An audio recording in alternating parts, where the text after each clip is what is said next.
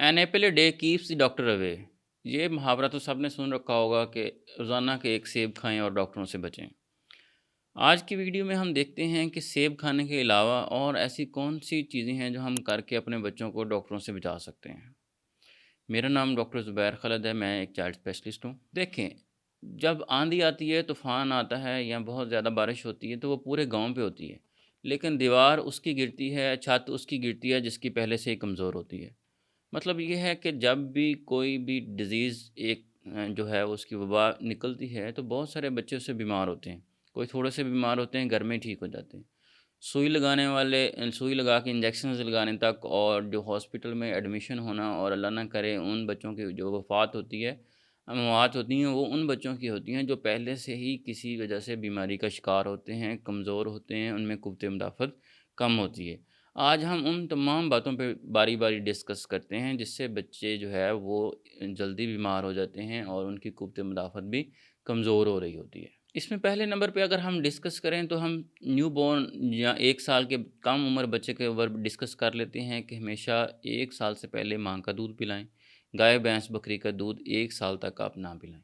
6 مہینے تک ماں کے دودھ میں بہت ساری جو ہے امینو گلوبولنز آ رہی ہوتی ہیں جو کہ بچے کو بہت ساری بیماریوں سے پروٹیکٹ کرتی رہتی ہے۔ دوسرے نمبر پہ بہت سارے پیشنٹس جب میرے کلینک پہ انٹر ہوتے ہیں تو ان کو دیکھ کے مجھے پتہ چل جاتا ہے کہ یہ بچہ الٹی موشن کا شکار ہوگا، کیونکہ ان کے ہاتھ میں جو فیڈر ہوتا ہے اس کے اوپر ڈھکن ہی نہیں ہوتا، یا وہ باہر سے بہت سارا میلا ہوا ہوتا ہے۔ میں ان سے فیڈر پکڑ کے اکثر اپنے ڈسٹ بن میں بھی پھینک دیتا ہوں، یا ان سے پوچھتا ہوں کہ یہ فیڈر صاف ہے؟ ان کا یہی جواب ہوتا ہے، جی جی ڈاکٹر صاحب، ہم روزانہ اس کو اندر سے صاف کرتے ہیں، یہ تو باہر سے میلا ہوا۔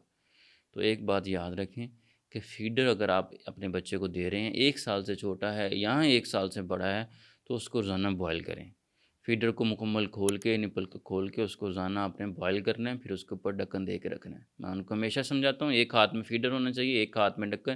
جیسے بچہ فیڈر پی کے نکالے، ڈھکن اس کے اوپر دے کے پھر اس کو سیف کر کے رکھیں۔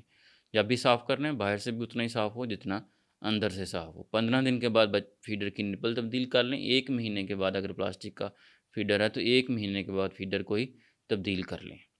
ایسے کرنے سے آپ تھوڑے سے پیسوں سے جو ہے وہ اپنے بچے کو جو ہے وہ بہت ساری بیماریوں سے بچا سکتے ہیں۔ میں اپنے سارے مریضوں کو کہتا ہوں کہ اگر یہ آپ فیڈر ایسے کرنا شروع کر دیں گے تو اس میں میرا بہت نقصان ہے، کیونکہ آپ میرے پاس کم آئیں گے، آپ کا بہت فائدہ ہے، بچے کا بہت فائدہ ہے، وہ اس تکلیف سے بھی نجات ہو جائے گی، اور آپ کو جو ہے وہ یہ جو مالی مشکلات ہوتی ہیں اس سے بھی بار بار دوائیاں لینا اور ڈاکٹر کے پاس آنا، اس سے بھی آپ کا بچاؤ ہو جائے گا۔ تیسرا بہت امپورٹنٹ جو پوائنٹ ہے وہ ہماری سردیاں آ رہی ہیں، اگر گھر میں کسی بڑے کو کھانسی نزلہ زکام ہے تو وہ چھوٹے بچوں کے پاس نہ جائے، چھوٹے بچوں کو نہ اٹھائیں، منہ سے کوئی بھی پیار نہ کرے۔ ہماری سوسائٹی میں ایک بنا ہوا ہے کہ کھانسی زکام ہو رہا ہے، بچے کو اٹھا رہے ہیں، منہ سے پیار کر رہے ہیں، رک ہی نہیں رہے۔ اگر کوئی کسی کو روک دیتا ہے تو وہ اسے غصے ہو جاتے ہیں کہ آپ نے ہمیں اپنا بچہ اٹھانے نہیں دیا، یا ایسے ویسے۔ تو برائے مہربانی تمام بڑوں سے گزارش ہے کہ خود ہی اگر آپ کو کھانسی زکام ہے تو بچوں کو نہ اٹھایا کریں۔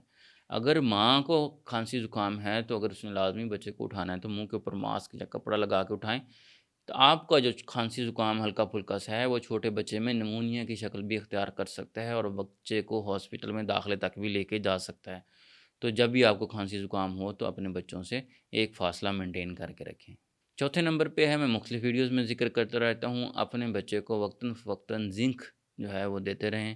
زنک کا سیرپ اگر آپ کے بچے میں کوئی سائن سمٹم نہیں ہے، امیونٹی اچھی ہے تو 7 دن تک پلا لیں۔ اگر بار بار الٹی موشن ہو رہے ہیں یا چھاتی کی انفیکشن بار بار ہوتی ہے تو 14 دن تک اس کو 1 چمچ روزانہ کا پلا لیں۔ 6 مہینے کے بڑے بچے کو، 6 مہینے سے چھوٹے بچے کو آدھا چمچ اتنے ہی دنوں تک پلا لیں۔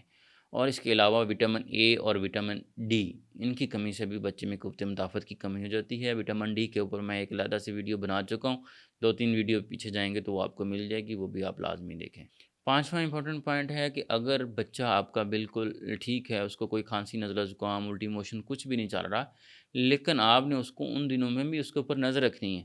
اگر آپ کو لگے کہ بچے کا جو ہے وہ وزن نہیں بڑھ رہا، وقتاً فوقتاً بچے کا وزن کرواتے رہیں۔ اگر آپ کو لگے کہ بچے کی ہائٹ نہیں بڑھتی تو اس کا جنرل چیک اپ کروائیں، تاکہ اس کو جو ہے ان چیزوں کے اوپر دیکھا جا سکے کہ اللہ نہ کرے اس میں کوئی بیماری تو نہیں چل رہی، یا اس کی جو نیوٹریشن ہے، ڈائٹ ہے، وہ اچھی ہے، تاکہ اس کی قوت مدافعت اچھی رہے اور وہ بیماریوں سے بچا رہے۔ چھٹا امپورٹنٹ پوائنٹ ہے، اکثر ہمارے بچے جو ہیں وہ آئرن ڈیفیشنسی کا شکار ہوتے ہیں، زیادہ دودھ پینے کی وجہ سے، یا ان کی نیوٹریشن اچھی نہیں ہوتی، یا پیٹ کے کیڑوں کا بڑا مسئلہ ہوتا ہے بچوں میں، اس کی وجہ سے بچے آئرن ڈیفیشنسی کا شکار ہوتے ہیں، انیمیا ہو رہا ہوتا ہے۔